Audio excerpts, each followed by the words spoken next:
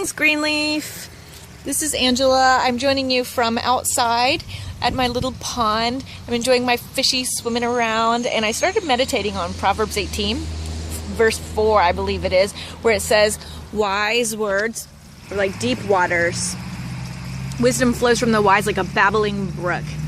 And I was looking at my little fish, and people ask me about them a lot, and they wonder most often, do I have to bring my fish in during the winter?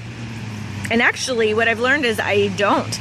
As long as there's 3 feet of water depth in my pond, the fish can go down deep and stay warm and overwinter there.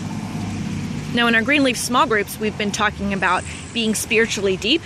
In the last 5 weeks, we've been talking about cultivating depth within our souls, cultivating depth within our relationship with the Lord, and growing closer and closer to our God, and creating depth in our environments, in our relationships with our family, in our relationships at work, in our calling itself, meditating on the state of our souls. And I was a bit encouraged by this fish and pond metaphor, that if we do this, if we are able to cultivate a depth within our own souls, we can overwinter the hard times. That's exactly what we need to make it through the swirling, whirling winter time that can sometimes come about in our lives.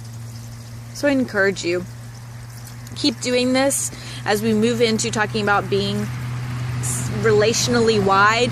Don't forget the spiritual depth that we also need in order to cultivate our relationships, in order to have something to offer to our relationships. If we've got a spiritual depth there, not only does that create stability for ourselves, but it also gives us something to offer the world when they start wondering and asking questions about who God is. So continue to do a great job, Greenleaf.